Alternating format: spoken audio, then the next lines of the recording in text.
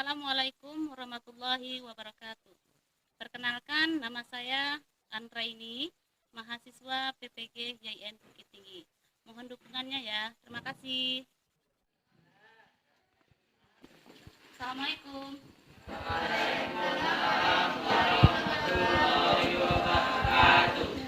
Sebelum belajar, seperti biasa, kita baca doa dulu ya. Ya, silakan ketua kelas untuk memimpin doa. Semua siap. Berdoa dimulai.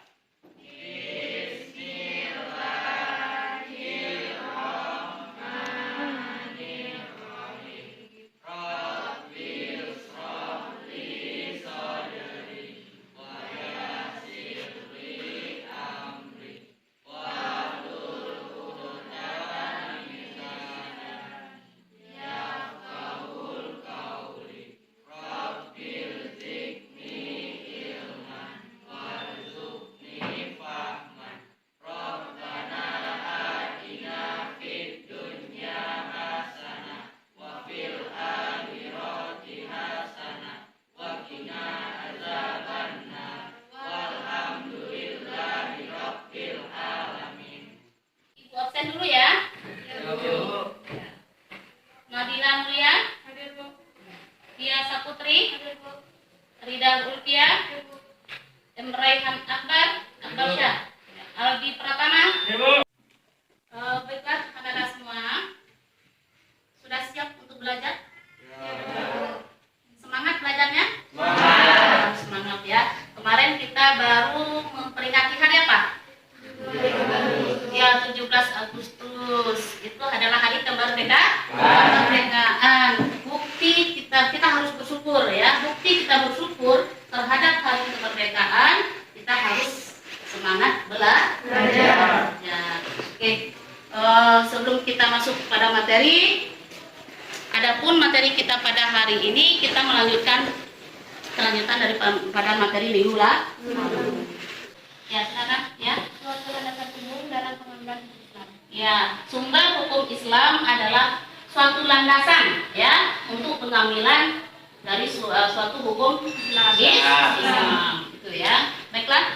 Adapun tujuan daripada pembelajaran kita hari ini yaitu yang pertama, kalian mampu menentukan kedudukan Al-Quran dan hadis serta ijtihad sebagai sumber hukum Islam. Dan yang kedua, kalian mampu menjelaskan kedudukan Al-Quran, hadis, dan ijtihad sebagai sumber hukum Islam. Dan tujuan yang ketiga, kalian mampu menganalisis kedudukan Al-Quran, hadis, dan ijtihad sebagai sumber hukum Islam.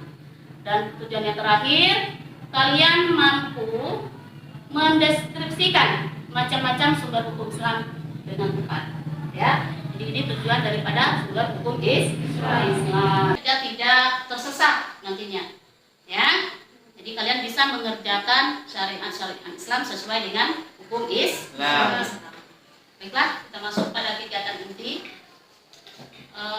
Seperti kemarin sudah Ibu beri tugasnya, diskusi kelompok ya. Silakan buat kelompoknya berdasarkan. Silakan yang kelompok 1 sebelah sini ya, kelompok 2 sini, kelompok 3 di ujung, dan juga kelompok 4. Silakan diposisikan bangkunya. Ya, silakan kelompok 1 untuk menyampaikan hasil diskusinya. Assalamualaikum warahmatullahi wabarakatuh. Waalaikumsalam warahmatullahi wabarakatuh. Kami dari kelompok 1 ingin menyampaikan hasil diskusi kami atau mempresentasikan hasil kelompok kami, yaitu tentang kedudukan Al-Quran. Kedudukan Al-Quran bagi umat Islam adalah sebagai kitab suci dan petunjuk dan pedoman hidup bagi umat Islam. Al-Quran adalah kalam Allah Subhanahu wa Ta'ala, wahyu yang disampaikan kepada Nabi Muhammad SAW melalui malaikat Jibril dan diajarkan kepada umatnya, dan membacanya merupakan ibadah. Kandungan hukum dalam Al-Quran yaitu ada 3. Pertama, akidah, yaitu keimanan. Kedua, syariat, yaitu ibadah. Ketiga, akhlak, yaitu beribadah. Sekian, terima kasih. Ya. Ya, silakan kalau ada yang mau menanggapi dari kelompok 1, dari kelompok 2 ya, silakan. Kelompok 2. Kami dari kelompok 2 ingin bertanya kepada kelompok 1. Ya, silakan. Apakah maksudnya sumber hukum Islam bersifat dinamis, yaitu Al-Quran, Ya, apa yang dimaksud dengan sumber hukum Islam Al-Quran itu bersifat dinamis. Ya, silakan kelompok 1 untuk menanggapi.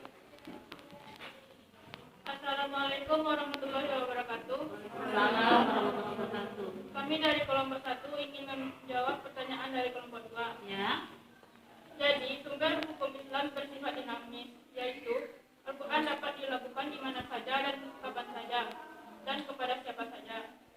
Maksudnya adalah bahwa kandungan atau ajaran atau petunjuk yang ada di dalam Al-Quran ya, dapat dipedomani dari zaman dahulu hingga zaman sekarang dan masa yang akan datang. ya. Paham kelompok 2? Jadi Al-Quran itu bisa dipakai zaman dahulu, sekarang, dan masa yang akan datang. Itu maksudnya. Ya, silakan. Sekarang kelompok 2 untuk mempresentasikan hasil diskusinya. Assalamualaikum warahmatullahi wabarakatuh. Waalaikumsalam warahmatullahi wabarakatuh. Saya dari kelompok 2 ingin mempresentasikan diskusi kerjasama kami yang berjudul Sumber Hukum Islam Hadis. Hadis adalah sumber hukum Islam pedoman hidup kaum muslimin. Yang keduanya setelah Al-Quran bagi mereka yang telah beriman terhadap Al-Quran. Sebagai sumber hukum Islam, maka secara otomatis harus percaya bahwa hadis juga merupakan sumber hukum Islam. Seluruh umat Islam telah sepakat. Kesepakatan umat Islam dalam mempercayai, menerima, dan mengamalkan segala ketentuan yang terkandung di dalam hadis ternyata sejak Rasulullah masih hidup. Ya. Paham? Kelompok lain ada yang mau bertanya atau menanggapi? Ya, silakan kelompok 3. Assalamualaikum warahmatullahi wabarakatuh. Waalaikumsalam warahmatullahi wabarakatuh. Saya dari kelompok 3 ingin bertanya kepada kelompok 2. Ya. Untuk mengetahui bahwa hadis itu palsu, apa tindakan dan ciri-cirinya?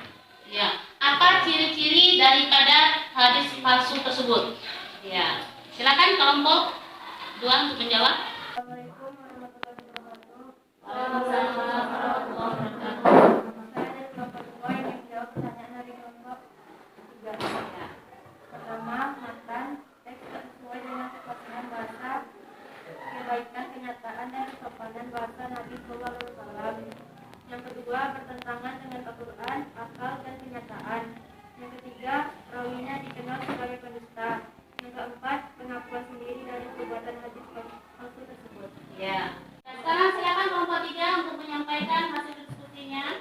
Assalamualaikum warahmatullahi wabarakatuh. Waalaikumsalam warahmatullahi wabarakatuh. Saya dari kelompok 3 ingin menyampaikan hasil diskusi kami yang berjudul Sumber Hukum Ijtihad.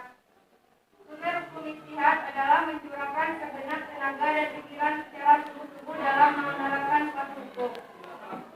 Syarat-syarat ijtihad yaitu yang pertama harus memiliki pengetahuan yang luas dan mendalam. Kedua, memiliki pemahaman mendalam tentang bahasa Arab, ilmu tafsir, usul fikih dan hadis. Dan yang ketiga, memiliki cara merumuskan hukum. Yang keempat, memiliki keluhuran dan akhlak mulia. Ya. Bentuk-bentuk ijtihad itu ada 3. Ya. Yang pertama ijma, kedua qiyas, dan ketiga maslahat mustalah. Ya. Ya, terima kasih. Assalamualaikum warahmatullahi wabarakatuh. Waalaikumsalam warahmatullahi wabarakatuh. Ada yang mau ditanyakan? Ya, kelompok 4 ingin bertanya ke kelompok 3. Silakan. Saya dari kelompok 4 ingin bertanya pada kelompok 3, yaitu apakah ijma sudah ada pada zaman Rasulullah SAW? Nah, apakah ijma itu sudah ada dari zaman Rasulullah Shallallahu Alaihi Wasallam? Ya, silakan di kelompok 3. Baiklah, saya akan menjawab pertanyaan dari kelompok 4. Karena ijma pada masa hidup Rasulullah tidak dianggap, lantaran semua hukum diputuskan secara langsung oleh Nabi Sallallahu Alaihi Wasallam melalui perantara wahyu dari Allah Subhanahu Wa Taala. Ya. Bagaimana? Jadi ijma itu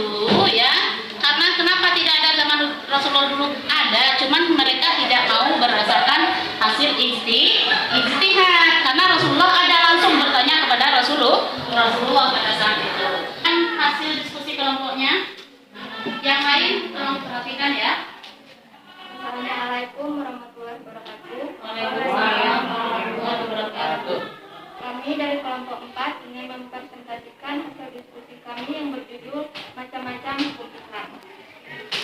Macam-macam hukum Islam ada 5. Yang pertama, wajib.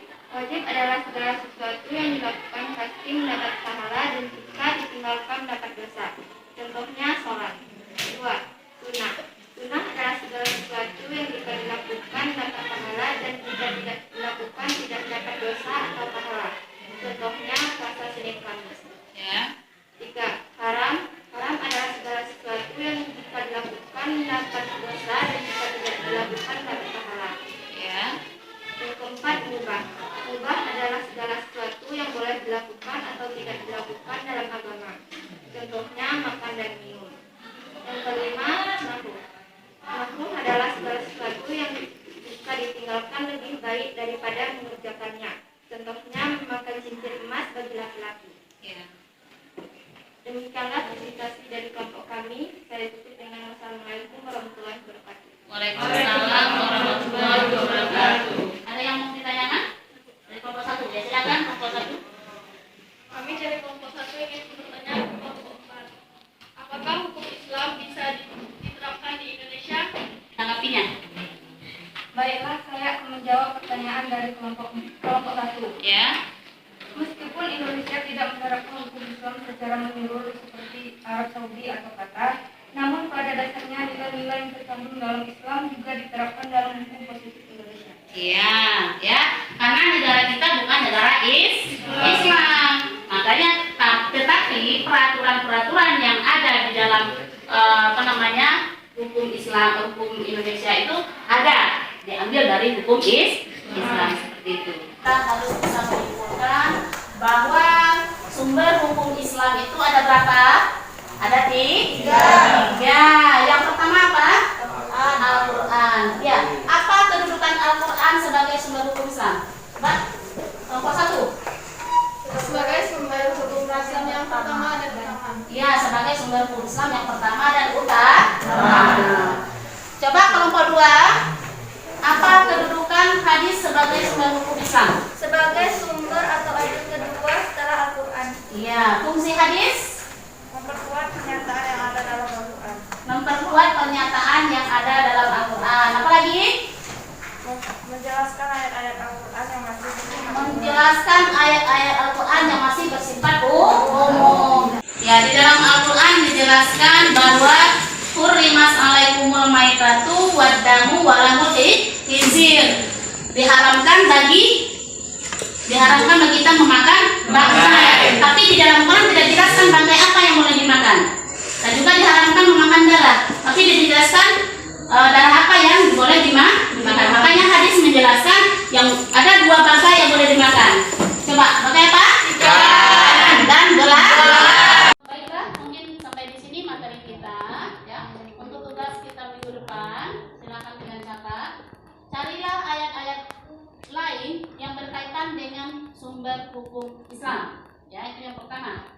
Baiklah, mungkin sampai di sini materi kita. Ya, untuk tugas kita minggu depan, silakan dengan catat. Carilah ayat-ayat lain yang berkaitan dengan sumber hukum Islam. Ya, itu yang pertama. Selain yang ada di catatannya ya, selain yang ada di buku paket. Yang kedua, carilah contoh lain suatu hukum yang bersumber dari hadis dan ijtihad.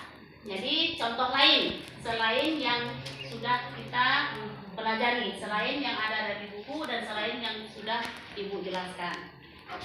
Oke? Ya, mungkin hanya cukup sekian materi kita. Sebelum kita akhiri, silakan